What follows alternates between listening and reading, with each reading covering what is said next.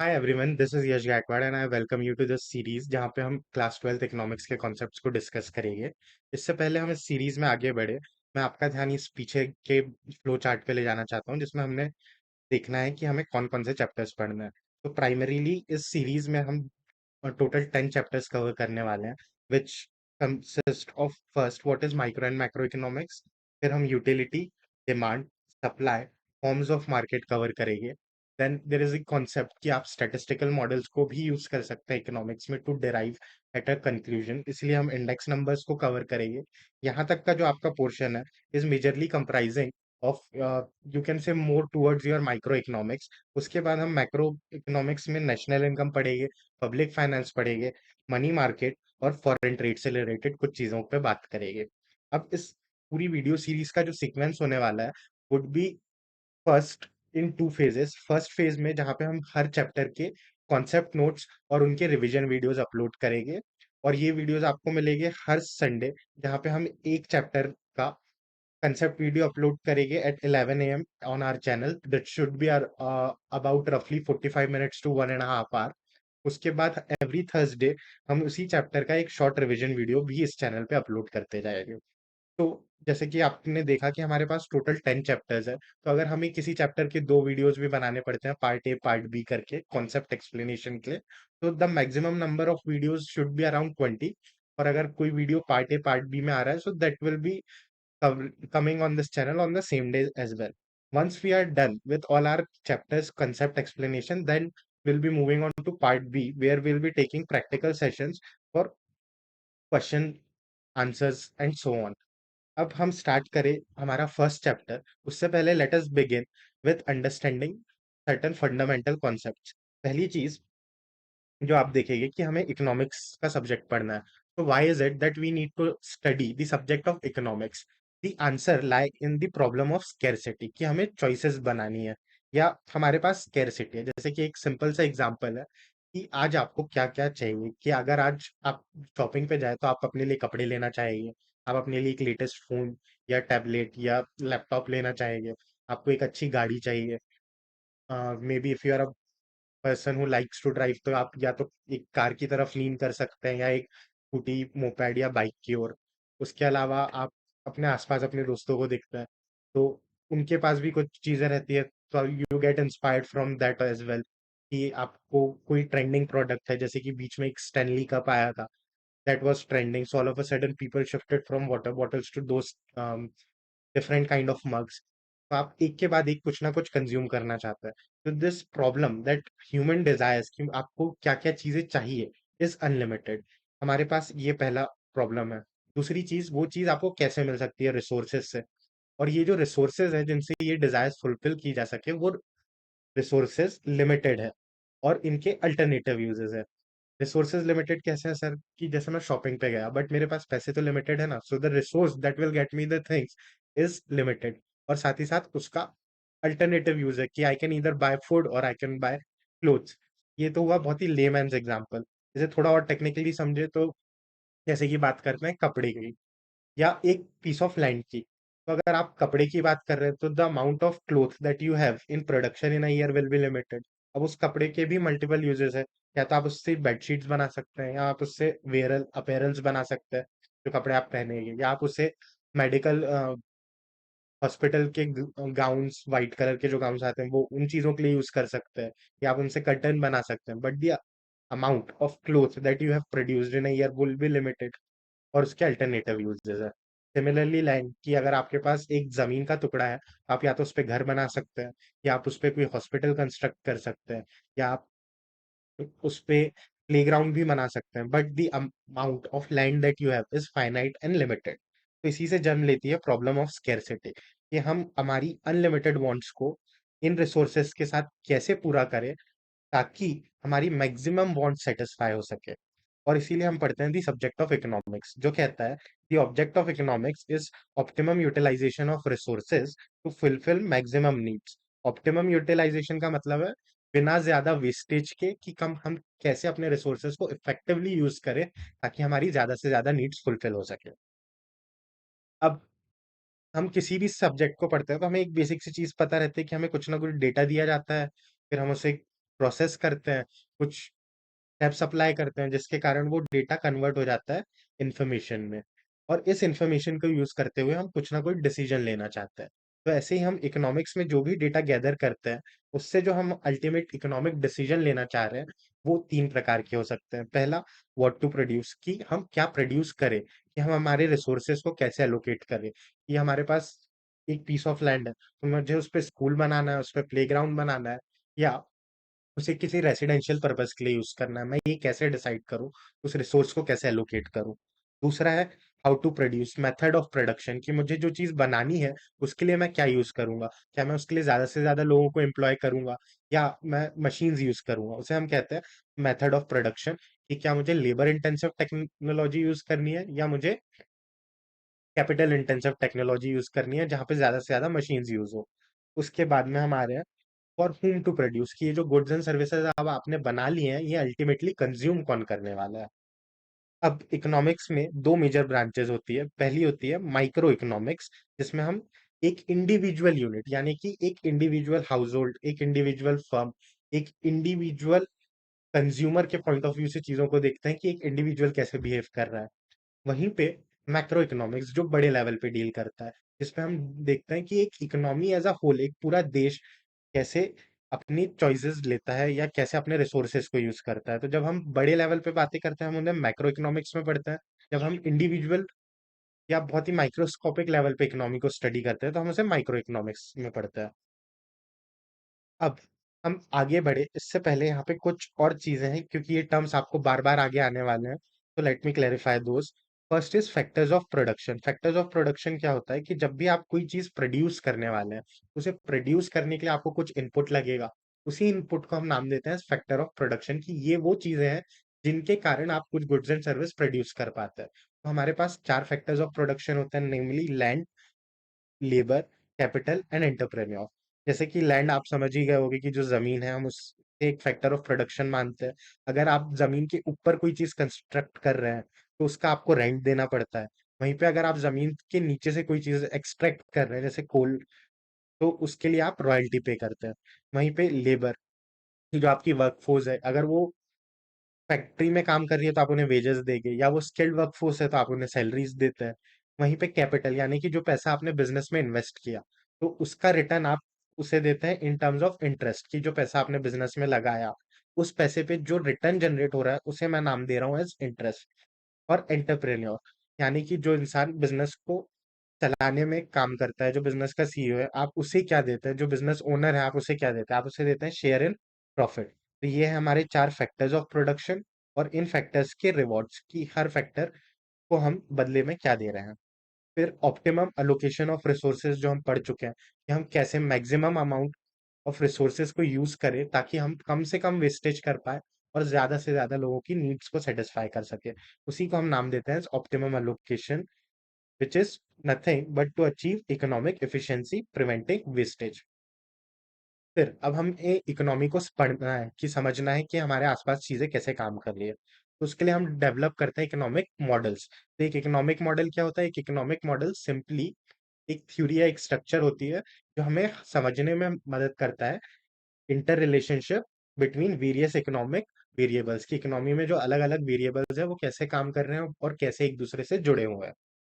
फिर हम ये जो मॉडल्स बनाते हैं, या जो भी आप थ्योरी पढ़ेगी इकोनॉमिक्स में, जैसे law of demand, law of supply, इन सब में एक बेसिक हमारा अजम्पशन रहता है, which is always followed, that is ceteris paribus, जिसका अगर मैं सरल शब्दों में कहूँ, कि बाकी सारी चीजें अगर कांस्टेंट रही तो, कि अगर कोई चेंज नहीं आया तो, जैसे कि मैंने आपसे कहा कि अगर कल भी मौसम ऐसा ही रहा तो हम पिकनिक में जाएंगे। तो मतलब क्या है, कि अगर कल मौसम चेंज नहीं हुआ, कल बारिश नहीं हुई, कल ज्यादा धूप नहीं हुई, जैसा आज का मौसम है वैसा ही रहा, then will go for a picnic. तो ये जो चेंज ना आना है, उसी को हम कहते हैं सेट्रस पेरेबियस, कि जब भी आप कोई इकोनॉमिक थ्योरी पढ़ेंगे तो उसमें हम ये कंसिडर करते हैं कि कोई दूसरी चीज चेंज ना हो। जैसे कि अगर आप लॉ ऑफ डिमांड पढ़ते हैं, तो उसमें एक अजम्पशन ये रहता है कि हमारा जो कंज्यूमर है वो रैशनल है, उस कंज्यूमर की टेस्ट एंड प्रेफरेंस चेंज नहीं हुई है, वो कांस्टेंट रह रही है। तो ये एक सर्टेन पॉइंट है जो आपको हर थ्योरी को पढ़ते वक्त दिमाग में रखना है। नेक्स्ट इज इक्विलिब्रियम, कि जब भी हम दो चीजों के बीच में बैलेंस बनाने की कोशिश करते हैं हम उसे इक्विलिब्रियम का नाम देते हैं। And finally general price levels. ये क्या होता है? जनरल प्राइस लेवल दिखाता है, इज एन इंडेक्स या एक नंबर है जो दिखाता है कि हमारे सारे गुड्स एंड सर्विसेज जो हमने प्रोड्यूस किए हैं उनका क्या मार्केट वैल्यू है या क्या प्राइस है। इस तो जनरल प्राइस इंडेक्स आपको ये बताता है कि आप अभी इकोनॉमी में गुड्स एंड सर्विसेज का एक नॉर्मल लेवल ऑफ प्राइस क्या है, जिसे हम आगे जाके डिटेल में डिस्कस करेंगे। तो without further due let's get started with our chapter 1, that is introduction to micro and macro economics. हम पढ़ रहे हैं इकोनॉमिक्स, तो हम जैसे कि देख रहे थे कि हमने इकोनॉमिक्स को फॉर बेटर अंडरस्टैंडिंग दो हिस्सों में क्लासिफाई किया है। फर्स्ट इज माइक्रो इकोनॉमिक्स, जहाँ पे हम इंडिविजुअल की बात करते हैं। So the term micro is derived from micros which is a Greek word जिसका मतलब होता है स्मॉल या microscopic. Similarly the word macro, जहाँ पे हम लार्ज एग्रीगेट्स को पढ़ते हैं, is derived from the term macros which is a Greek term meaning large. अब यहाँ पे हमने देखा कि हमने थ्योरीज पढ़नी है, साथ ही साथ में एक और इकोनॉमिस्ट हुए जिनका नाम था रेगन फिशर। इन्होंने क्या किया?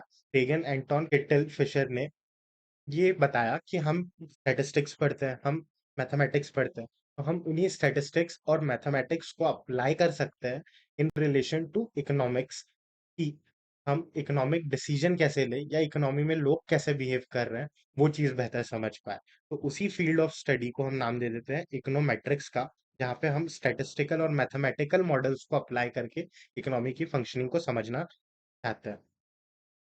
अब ये जो हमारा सब्जेक्ट है माइक्रो इकोनॉमिक्स, इसमें हम मेजरली तीन ब्रांचेस पढ़ते हैं। पहली है थ्योरी ऑफ प्रोडक्ट प्राइसिंग, जिसमें हम डिमांड और सप्लाई के बारे में पढ़ेंगे। दूस जैसे कि नाम में ही लिखा है, प्रोडक्ट प्राइसिंग, की किसी भी प्रोडक्ट का प्राइस कैसे तय होता है, यहाँ पे उसकी डिमांड और उसकी सप्लाई मीट हो जाए, इसीलिए यहाँ पे हम डिमांड सप्लाई एनालिसिस पढ़ते हैं। दूसरा है theory of factor pricing. Theory of factor pricing बात करता है कि जो हमारे फैक्टर्स ऑफ प्रोडक्शन है हम उन्हें कैसे प्राइस करेंगे, कि हमारा rent, wages, interest and profit, इन्हें हम किस तरीके से रिवॉर्ड करने वाले हैं। Next is theory of economic welfare. Theory of economic welfare बात करता है कि हम कैसे बेस्ट इफिशिएंसी ला पाए in production, consumption and overall efficiency, कि हमारा प्रोडक्शन में हम बेस्ट क्वांटिटी प्रोड्यूस करें ताकि हम ज़्यादा से ज़्यादा लोगों को की नीड सेटिस्फाई कर सकें, कंजम्पशन में कि हम ज़्यादा से ज़्यादा लोगों तक के वो गुड्स डिलीवर कर पाए ताकि उनकी नीड सेटिस्फाई हो, एंड ओवरऑल इफिशिएंसी की ओवरऑल ग्रोथ हो इकोनॉमी में, और rather to say the resources are optimally utilised and the wastage is reduced. तो let us get started with this chapter. तो यहाँ पे आपको इंट्रोडक्शन दिया है that micro and macro economics are two main branches of economics. The term micro is derived from a Greek word meaning micros, which means small और अ millionth part, जैसा कि हम अभी पढ़ के आ रहे हैं। दूसरा है the term macro is derived from the Greek word meaning macros, which means large. The terms were coined by Norwegian economics Ragnar Frisch, जो हम अभी देख चुके हैं कि रेगन फिशर ने ये टर्म्स कॉइन किए थे micro and macro economics of Oslo University in 1933। अब इकोनॉमिक्स की दो major branches macro and micro. Okay, now हम यहाँ पे पढ़ रहे हैं अबाउट रेगन फिशर, जिन्हें who was an economist, who is an Norwegian economist, और इन्होंने ये टर्म्स कॉइन किया मैक्रो एंड माइक्रो, और इन्हें फर्स्ट नोबेल प्राइज मिला था for economics in 1969। He was also a pioneer of econometrics. Econometrics क्या होता है? Where we use application of mathematical models and statistical techniques to economic data and theory.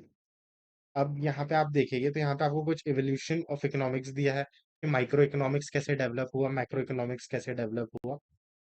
तो micro economic analysis was developed first in its traditional approach. Origin of this approach can be traced back to the era of classical economists like Adam Smith, David Ricardo, J.S. Mill, etc. कि जो traditional economist है, खासकर Adam Smith, इन लोगों का ये मानना था कि जहाँ पे इकोनॉमिक्स डेवलप होना शुरू हुआ तो हम वहां से हम माइक्रो इकोनॉमिक्स को ट्रेस कर सकते हैं to the point it was popularised by new classic economist, कि जो नए मॉडर्न इकोनॉमिस्ट आए उन्होंने इसे पॉपुलराइज किया। Professor Alfred Marshall in his book principle of economics published in the year 1890 की 1890 के बाद से एक नई अप्रोच आई इकोनॉमिक्स को पढ़ने की, जो प्रोफेसर एल्फ्रेड मार्शल ने अपनी बुक में प्रिंसिपल ऑफ इकोनॉमिक्स में पॉपुलराइज की। The other economic like Professor Pigou, J.R. Hicks, Professor Samuelson, and Mrs. John Robinson, etc., have also contributed to development of microeconomics. Next is the history and review of macroeconomics. Macroeconomics did exist in the past before evolution of microeconomics in 16th and 17th century.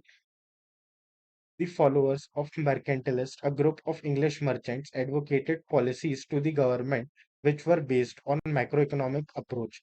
In the 18th century, Socrates, the French thinker, tried to analyze the concept of national income and wealth.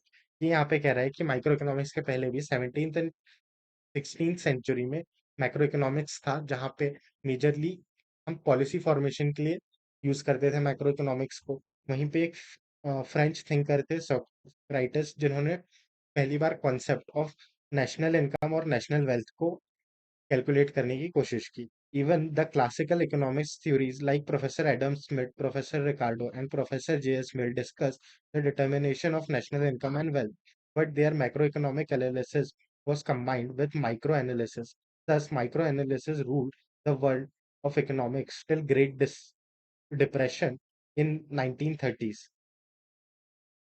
After the Great Depression, Lord Maynard Keynes published his famous book, The Great Theory of Employment and Interest and Money in 1936। अब यहाँ पे ये दिया गया है कि majorly जो theories हमारे पास आ रही थी 1936 के पहले तक के, जो ग्रेट डिप्रेशन के पहले का पीरियड था, वहाँ पे माइक्रो और मैक्रो इकोनॉमिक्स मिक्स था, और majorly micro economics use to dominate in the study of macro as well. फिर लॉर्ड मैनार्ड केनेज आए, उन्होंने अपनी बुक दी, जिसमें उन्होंने अपनी general theory of employment and interest and money publish की in the year 1936। Keynes used macroeconomics approach to analyze economic problems. The credit for the development of macroeconomic approach goes to Lord Keynes. कि Lord Keynes की वजह से macro economics की approaches develop हुई है। And the base and beside Keynes, यहाँ पे आपको कुछ और ऑथर्स के नाम दिए गए हैं जिन्होंने इकोनॉमिक्स मैक्रो इकोनॉमिक्स की ग्रोथ में कंट्रीब्यूट किया है। Now this is all information part which हो सकता है जो आपको अभी ना समझे, because a lot of names are given here and every economist has contributed with some or other theory, जो हम आगे आके देखेंगे। Next is the meaning of micro economics. तो micro economics is a small part of think, कि micro economics में हम किसी स्मॉल पार्ट को पढ़ते हैं, जो किसी इकोनॉमिक के एक छोटे हिस्से को या इंडिविजुअल को स्टडी करता है। तो यहाँ पे आपको इकोनॉमिक्स की दो डेफिनेशन दी गई है। पहली है, micro economics is the fact of microscopy study of the economy, कि आप माइक्रोस्कोपिक स्टडी करते हैं इकोनॉमी के किसी अंश की। वहीं पे दूसरी डेफिनेशन कहती है, micro economics consist of looking at the economy through microscope, कि आप माइक्रोस्कोप के थ्रू इकोनॉमी को देख रहे हैं as it is, to see how the millionth of cell in a body of the individual or household or consumer or individual firm plays their part in working of the whole organism। जैसे एक body में एक individual cell होता है, वैसे एक economy में एक इंडिविजुअल हाउस फर्म कैसे अपना पार्ट प्ले कर रही है उसके फंक्शनिंग में। Next is the scope of economics, कि इकोनॉमिक्स का स्कोप क्या होता है। इसमें हम मेजरली पढ़ने वाले हैं वेरियस फैक्टर्स। पहला है थ्योरी ऑफ प्रोडक्शन प्राइसिंग, कि किसी भी गुड का आप प्राइस कैसे फॉर्मुलेट करेंगे, उसी को हम नाम दे रहे हैं theory of product pricing।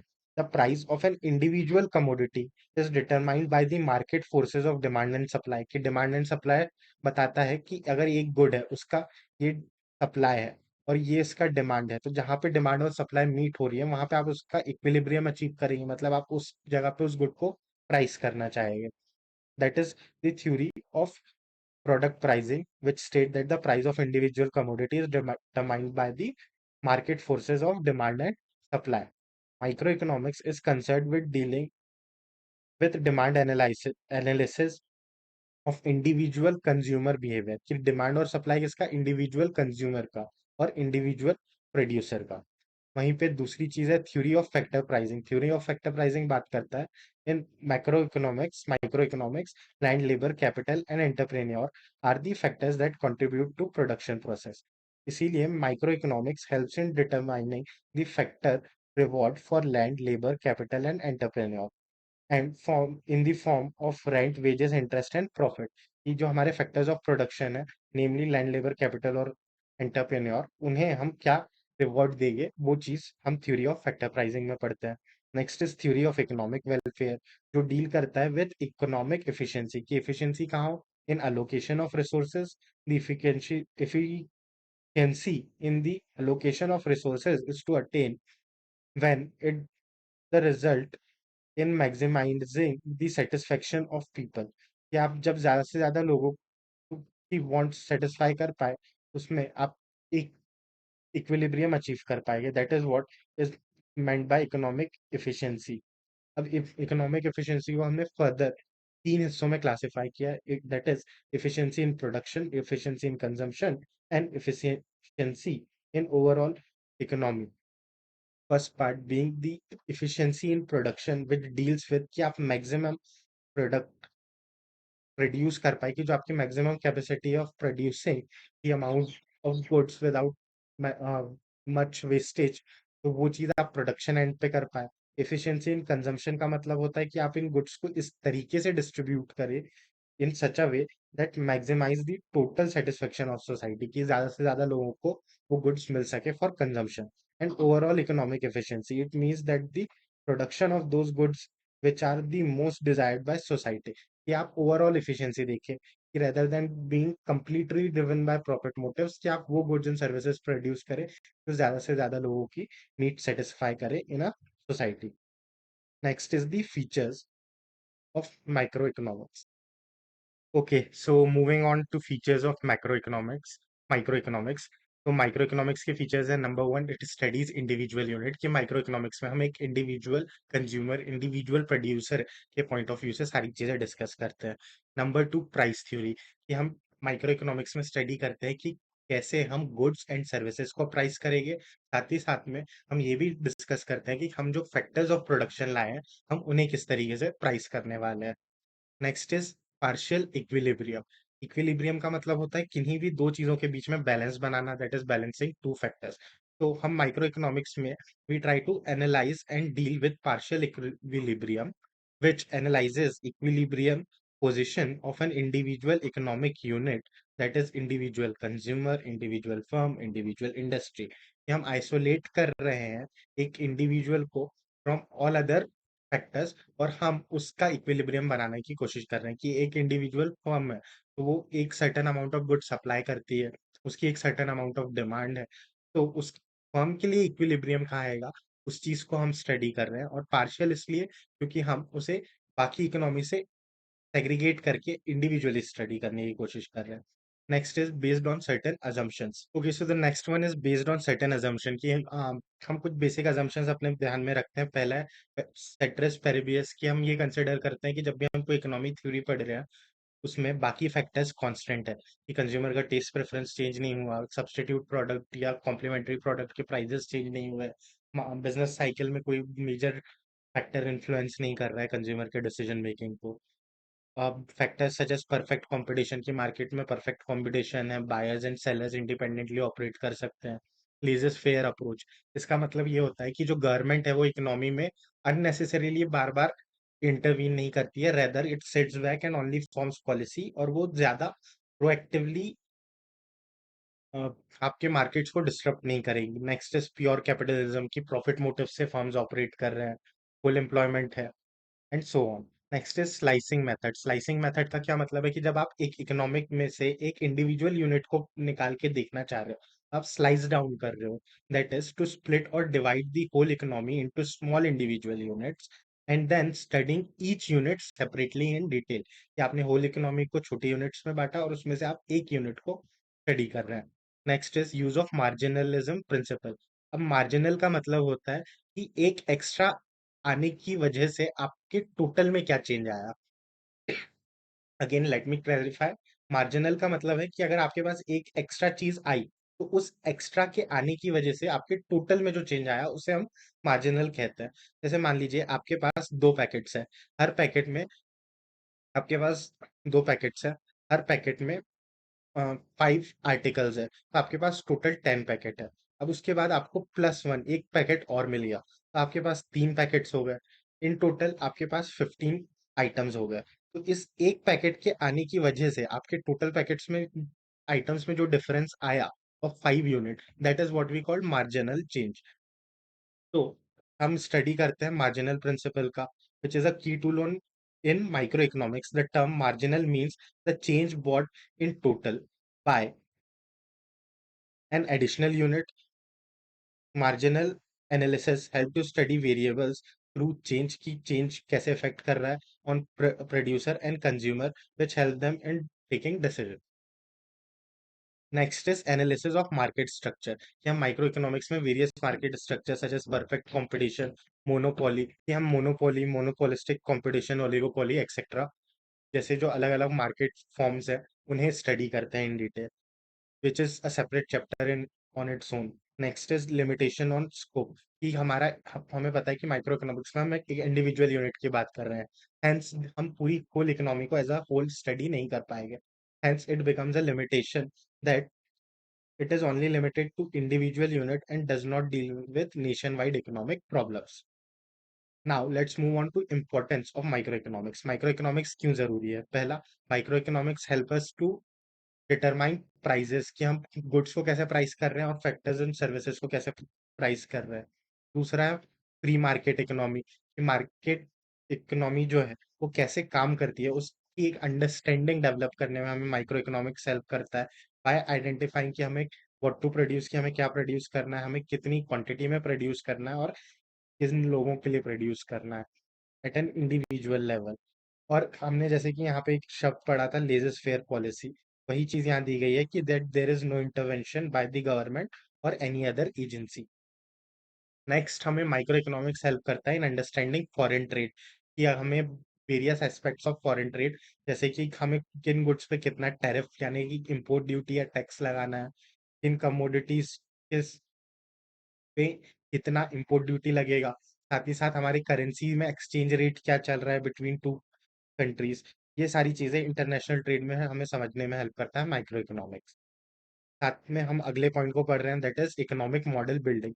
Micro economics helps us in understanding various complex economic situations, की इकोनॉमी में आने वाले बहुत सी फैक्टर्स को कंसिडर करते हुए हम एक मॉडल बना पाए ताकि इकोनॉमी में जो चीजें चल रही हैं हम उन्हें बेहतर तरीके से समझ सके, and building economic models. Next जो हम देख चुके हैं कि हम अल्टीमेटली किसी भी इंफॉर्मेशन का पर्पस होता है डिसीजन, बिजनेस के लिए डिसीजन लेना। तो माइक्रो इकोनॉमिक्स हमें हेल्प करता है in taking various decision such as finding the cost of production, कि हमारे गुड्स का कॉस्ट कितना है हमें बनाने के लिए, determining the price of goods, कि उस कॉस्ट से ऊपर मैं कुछ प्रॉफिट चार्ज करके उसे मार्केट में बेचूंगा तो वो प्राइस कितना होगा, and maximising the output and profit, कि जो एक कैपिटलिस्टिक थॉट रहता है कि हम ज्यादा से ज्यादा प्रॉफिट कमा पाए। Next is use of useful to government, की गवर्नमेंट को भी माइक्रो इकोनॉमिक्स यूजफुल रहता है, कैसे? ताकि वो पॉलिसी फॉर्म कर सके on subject such as taxation, की क्या पॉलिसी रहेगी, पब्लिक एक्सपेंडिचर की जो रोड्स है, पार्क्स है, इन सारे इंफ्रास्ट्रक्चर पे क्या क्या खर्चे होना है, प्राइसिंग पॉलिसी की अगर गवर्नमेंट खुद कुछ गुड्स एंड सर्विसेज प्रोड्यूस करके या डिस्ट्रीब्यूट कर रही है तो उन्हें किस प्राइस पे जनरल पब्लिक को अवेलेबल किया जाए। Next is this policies help government to attain its goal of effective allocation of efficient allocation of resources and promoting economic welfare in the society. And last point, the basis of welfare economics. Microeconomics explains how the best result can be obtained through optimum utilization of resource and studies how taxes affect the society through optimum utilization of resources and best allocation, कि हम अपने resources को minimum wastage के साथ best कैसे utilise करें और उससे का सोसाइटी पे क्या असर होगा, उसे हम वेलफेयर इकोनॉमिक्स में पढ़ते हैं। अब ये तो थी बात हमारे माइक्रो इकोनॉमिक्स की। Next let us move on to macro economics. साथ ही साथ मैं आपको एक प्रीव्यू दे देता हूँ of the charts, this is the charts that will be using for revision purposes. तो रिविजन पर्पस में हम इन चार्ट्स के थ्रू रिवाइज करने वाले हैं। तो मैं आपको पहले मैक्रो इकोनॉमिक्स का एक ओवरव्यू यहीं से दे देता हूँ।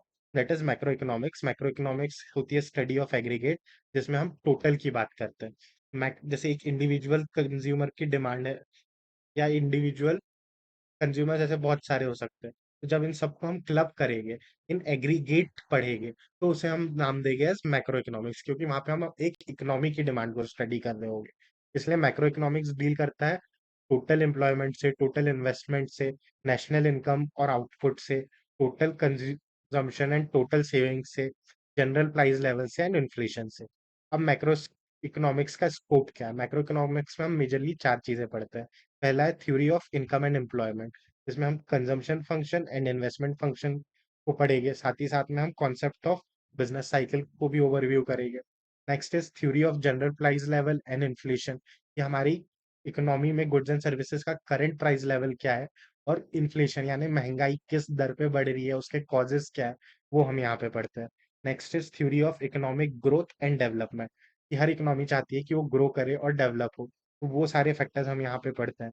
Next is major theories of distribution, macro theory of distribution की जो आपने गुड्स एंड सर्विसेज प्रोड्यूस किए हैं वो कैसे डिस्ट्रीब्यूट हो रहा है, इसी को हम थोड़ा डिटेल में देखेंगे। जिसमें हम देखेंगे theory of income and employment की लेवल ऑफ नेशनल इनकम क्या है, नेशनल आउटपुट क्या है, और एम्प्लॉयमेंट की क्या स्थिति है, और इन चीजों इन वेरिएबल्स में फ्लक्चुएशंस क्यों आते हैं। साथ ही साथ हम स्टडी करेंगे कि consumption function, investment function and business cycle को। Theory of inflation, theory of general price and inflation में हम पढ़ेंगे कि कौन से फैक्टर्स है जो जनरल प्राइस लेवल को डिटरमाइन करते हैं, वो क्यों फ्लक्चुएट होता है। साथ ही साथ में इन्फ्लेशन यानी महंगाई, और डिफ्लेशन यानी जहाँ पे चीजों के दाम गिरते हैं, उस चीज को हम कैसे स्टडी करेंगे। Next is theory of growth and development, जिसमें हम बात करते हैं about the causes of poverty and under development and the strategy to cope up with them. और मैक्रो थ्योरी ऑफ डिस्ट्रीब्यूशन में हम बात करेंगे कि जो हमारी टोटल नेशनल इनकम है, उसमें रेंट, वेजेस, सैलरीज, इंटरेस्ट और प्रॉफिट का कितना हिस्सा है। That is same what has been given over here. कि macroeconomics is the analysis of country as whole. It deals with total income, total national output, total investment, total saving, total consumption, interest rate, inflation, trade cycle, etc. अब यहाँ पे आपको definition दी गई है कि macroeconomics is the branch of economics that considered the relationship between large aggregates, की जो relationship study कर रहा है between larger aggregates such as volume of employment, total amount of saving, investment, national income, etc. Macroeconomics deals with functions of economy as a whole. तो इन दोनों definitions में से जो भी आपको इजी लगती है for introduction purpose and examination, आप उसे लुकअप कर सकते हैं। Next is the scope of economy, जिसमें पहला था theory of income and employment, जिसमें हम देखते हैं कि लेवल ऑफ नेशनल इनकम क्या है, और एम्प्लॉयमेंट की कितने लोग जो एम्प्लॉयमेंट के लिए विलिंग है, एबल है, और उन्हें एम्प्लॉयमेंट मिला है, उन लोगों को हम काउंट करते हैं, और कितने लोग अनएम्प्लॉयड है, वो चीज हम यहाँ डिस्कस करते हैं। नेक्स्ट इज दी कॉजेस, कि क्या कॉजेज है जिसके कारण फ्लक्चुएट होती है national income, output and employment. साथ ही साथ हम डिटरमाइन करने की कोशिश करेंगे कंजम्पशन फंक्शन और इन्वेस्टमेंट फंक्शन को इन एन इकोनॉमी, और हम बिजनेस साइकिल को भी पढ़ेंगे इसी हेड के अंदर। Next is theory of general pricing level. General price analysis दिखाता है कि हमारी इकोनॉमी में जो गुड्स एंड सर्विसेज प्रोड्यूस हुए हैं at a point of time, उनका लेवल ऑफ प्राइसिंग क्या है, साथ ही साथ उनमें किन कारणों से फ्लक्चुएशंस आ रहे हैं, और ये इन्फ्लेशन या डिफ्लेशन का क्या कॉज हो सकता है, और इसे कैसे टैकल किया जाए। Next is theory of growth and development, जिसमें हम स्टडी करते हैं various factors that help us understand कि हमारे देश में गरीबी यानी पॉवर्टी क्यों है, अंडर डेवलपमेंट क्यों है, और उनसे कोप अप करने के लिए काउंटर मेजर्स कैसे लिए जा सके। Now coming on to the last point, that is macro theory of distribution, जिसमें हम देखेंगे कि ओवरऑल जो टोटल इकोनॉमी है का जो आउटपुट है, उसमें वेजेस का कितना हिस्सा है, प्रॉफिट्स का कितना हिस्सा है, इंटरेस्ट का कितना हिस्सा है, और रेंट का कितना हिस्सा है। Now let's look down to features of macroeconomics. The features of macroeconomics are as follows. First is the study of aggregate, की macroeconomics aggregate economy as a whole को study करता है। Income theory की the macroeconomics studies the concept of national income. हम macro economics में study करते हैं कि हमने एक साल में या एक गिवन पीरियड ऑफ टाइम में अपनी इकोनॉमी में जितने गुड्स एंड सर्विसेज बनाए, उनकी टोटल वैल्यू कितनी है। उसी को हम नेशनल इनकम के नाम से डिनोट करते हैं। जैसे आप जीडीपी, जीएनपी, इस तरीके के कॉन्सेप्ट्स देखेंगे आने वाले चैप्टर में, जहाँ पे हम नेशनल इनकम को डिटेल में डिस्कस करेंगे। उसके बाद है macro economics deals with aggregate demand and aggregate supply.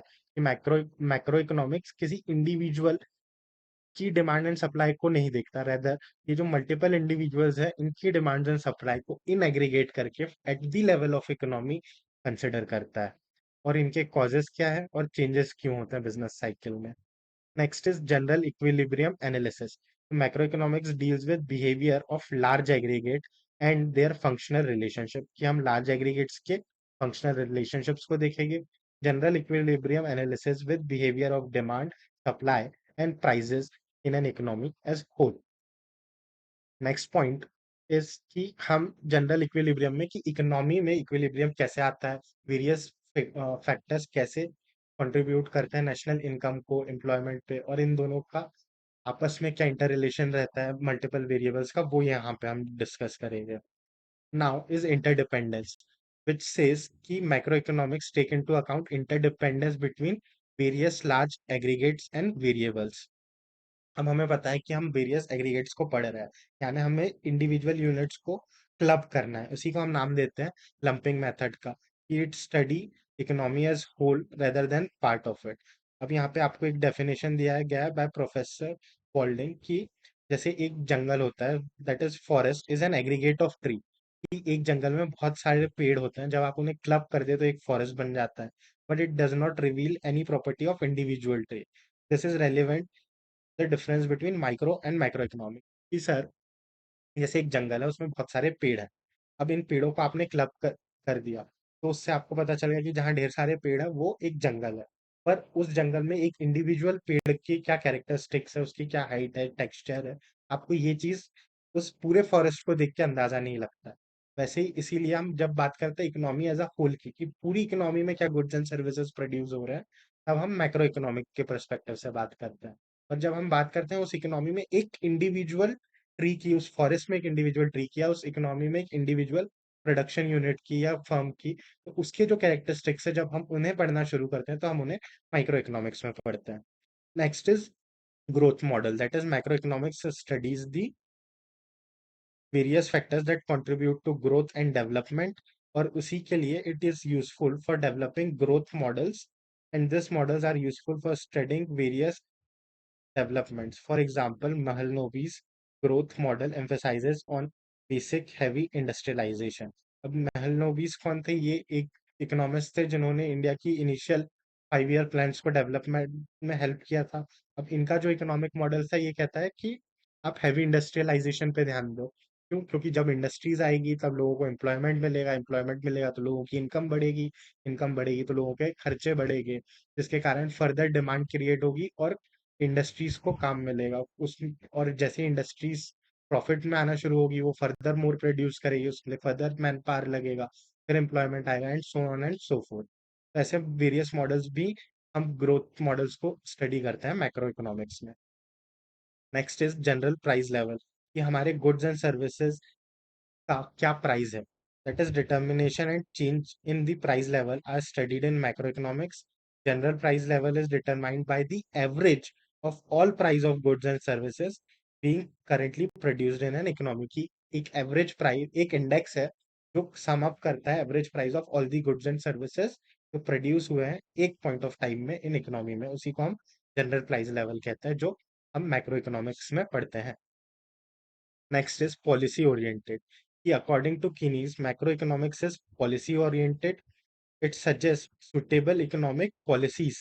ये economic policies हमें suggest करता है to promote economic growth, to generate employment, and to control inflation and dep- and depression, की situation ना आए और inflation control में रहे, इसीलिए हम policies बनाते हैं which are based on the study of macroeconomics. Now coming to importance of macroeconomics. Now, the importance of macroeconomics is as follows. First is functioning of an economy, कि हमारे economic systems कैसे काम करते हैं और हमारे एग्रीगेट्स से हमें क्या पैटर्न्स देख के समझ में आते हैं, वो चीज़ हमें बताने में हेल्पफुल रहता है macro economics. That has been given here, that macroeconomics analyzes and gives us the idea of functioning of an economy as a whole. It gives us the understanding of behavioral patterns of aggregate variables in large and complex economic systems, कि वो कैसे काम कर रहे हैं। Next is economic fluctuation, कि economy में income, output और एम्प्लॉयमेंट क्यों फ्लक्चुएट हो रहे हैं, इनका कॉज क्या है और इन्हें कंट्रोल कैसे किया जाए, वो चीज़ हमें यहाँ पे समझाई गई है। Next is national income. National income में हम स्टडी करते हैं कि हमारी इकोनॉमी में टोटल गुड्स एंड सर्विसेज कितने प्रोड्यूस हुए हैं, वो क्या है। और सोशल अकाउंट्स। सोशल अकाउंट्स क्या होता है कि आपने कुछ गुड्स एंड सर्विस प्रोड्यूस किया, उसका सोसाइटी पे क्या इम्पैक्ट है, उस चीज को हम सोशल अकाउंट्स में कंसिडर करते हैं। And formulates correct economic policy, कि हम इन डेटा की वजह से एक करेक्ट इकोनॉमिक पॉलिसी ड्राफ्ट कर पाए, ताकि हम हमारे challenges of poverty and under development को टैकल कर सके, aiming towards economic growth. Next is economic development, की इकोनॉमी में डेवलपमेंट के दो मेजर प्रॉब्लम्स रहते हैं। पहला है पॉवर्टी, की हमारे यहाँ गरीबी है, और दूसरा है इनकम इनइक्वालिटी, कि लोगों में इनकम की बहुत इनइक्वालिटी है। जैसे कोई सीईओ है किसी टेक कंपनी का, he is earning way too much, and कोई ऑफिस बॉय है या प्यून है, वो बहुत कम कमा रहा है, तो इन दोनों की जो सैलरीज में डिस्पैरिटी है वो बहुत ज्यादा है। तो उस इनकम इनइक्वालिटी को कैसे कम किया जाए, कि कैसे the top 1% in a country are owning almost 50% of 50 to 80% of country's resources, whereas the rest 90% are owning almost less than 20% of country's resources। तो वो जो डिस्पैरिटी है उसे हम कैसे कम करें, उस चीज को यहाँ पे हम पढ़ते हैं और उसी के लिए हम पॉलिसीज बनाते हैं। That is what has been given here, the problems of developing countries such as poverty, income inequality, wealth differences in standard of living of people, and it suggests steps to improve them. Now the performance of an economy, की जब हम macro economics पढ़ते हैं तो हमारा एक consideration ये भी रहता है कि हम इकोनॉमी की परफॉर्मेंस को मेजर कर पाए, कि हमारा जीडीपी, कि हमारी नेशनल इनकम को मेजर करने का एक तरीका होता है जीडीपी, कि हमारी जीडीपी इस साल कितनी है, अगली साल कितनी थी। जैसे मान लीजिए आपके 10th में थे 90%, आपके 11th में है 92%, आपके 12th में आते हैं 98%। तो ये जो 2%, फिर यहाँ 2 से 8 का 6% का ग्रोथ हुआ है, तो हम इसे मेजर कर पा रहे हैं किससे, एक वेरिएबल को पिछले टाइम पीरियड से। तो उसी चीज को हम परफॉर्मेंस मेजरमेंट का नाम देते हैं, जो हम एट एन इकोनॉमी के स्केल पे कर पाए, that is comparing production of goods and services in produced in one period with that of another through measures such as national income. Now the next point is study of macro economic variables, की जैसे हम micro economy में micro economic variables पढ़ते हैं, वैसे हम macro economy में वो वेरिएबल्स पढ़ते हैं जो एग्रीगेट्स होते हैं। To understand the working of an economy, the study of macro economic variables are important. Mainly economic problems are related to economic variables such as behaviour of total income, कि हम aggregates पढ़ रहे हैं इसलिए हम total income पढ़ेंगे, total output देखेंगे, total employment और जनरल प्राइस लेवल को देखेंगे। Now the next point is level of employment, कि हमारा जनरल लेवल ऑफ एम्प्लॉयमेंट कितना है इकोनॉमी में और कितना आउटपुट जनरेट हो रहा है। Next is the differentiation given between micro economics and macro economics. तो हम इसे 5 पॉइंट्स पे कंसिडर कर रहे हैं। पहला है मीनिंग, तो माइक्रो इकोनॉमिक्स डील करता है इंडिविजुअल यूनिट को, वहीं मैक्रो इकोनॉमिक्स डील करता है एग्रीगेट को। टूल्स, माइक्रो इकोनॉमिक्स में हम इंडिविजुअल डिमांड सप्लाई को पढ़ते हैं, वहीं मैक्रो इकोनॉमिक्स में हम एग्रीगेट डिमांड सप्लाई को पढ़ते हैं। को जो माइक्रो इकोनॉमिक्स है वहां पे हम डिमांड एंड सप्लाई पढ़ रहे हैं, हम प्रोडक्शन और प्रोडक्ट की प्राइसिंग पढ़ रहे हैं, हम फैक्टर्स की प्राइसिंग पढ़ रहे हैं, हम कंजम्पशन और प्रोडक्शन फंक्शंस को पढ़ रहे हैं। वहीं पे जब हम बात कर रहे हैं और इंडिविजुअल यूनिट्स, जहाँ वहीं पे जब हम बात कर रहे हैं ऑफ मैक्रो इकोनॉमिक्स, वहाँ पे हम नेशनल इनकम की बात करते हैं, वहाँ हम जनरल प्राइस लेवल को देखते हैं, वहाँ हम एम्प्लॉयमेंट को देखते हैं। नेक्स्ट इज द इम्पोर्टेंस, कि इंडिविजुअल लेवल पे माइक्रो इकोनॉमिक्स में हम प्राइस डिटरमाइन कर पाएंगे, कि हमें कैसे अपने गुड्स एंड सर्विसेज को प्राइस करना है और बिजनेस डिसीजंस ले पाएंगे अकॉर्डिंगली। वहीं पे मैक्रो इकोनॉमिक्स में हम पॉलिसीज बना पाएंगे for study of various factors such as employment and national income and development. Theory, जो हम थ्योरीज पढ़ते हैं माइक्रो इकोनॉमिक्स में, हम प्राइसिंग थ्योरी पढ़ते हैं, वहीं पे हम मैक्रो इकोनॉमिक्स में इनकम एंड एम्प्लॉयमेंट थ्योरी पढ़ते हैं। और यहाँ पे एग्जांपल्स दिए गए हैं कि माइक्रो इकोनॉमिक्स में हम इंडिविजुअल यूनिट की इनकम और आउटपुट देखते हैं, वहीं मैक्रो इकोनॉमिक्स में हम नेशनल इनकम और नेशनल आउटपुट देखते हैं। तो this was our chapter 1, which was nothing but more of theory. तो आई होप आपको ये चैप्टर अच्छा लगा होगा, और इन्हीं हैंडआउट नोट्स के थ्रू हम एक रिवीजन वीडियो भी अपलोड करेंगे, so stay tune for that. अब जो सेकंड चैप्टर है यूटिलिटी एनालिसिस, वहाँ पे भी कुछ बेसिक सी चीज़ें हैं which is also theory. But chapter 3 demand and supply is where the real gist of micro economics lie, जहाँ पे आप law of demand, law of supply पढ़ेंगे और मेजर इंटरेस्टिंग कॉन्सेप्ट्स पढ़ेंगे। तो stay tune for that. And अगर आपको ये वीडियो अच्छा लगा so do like, share with your friends, and thank you, and see you in the next video.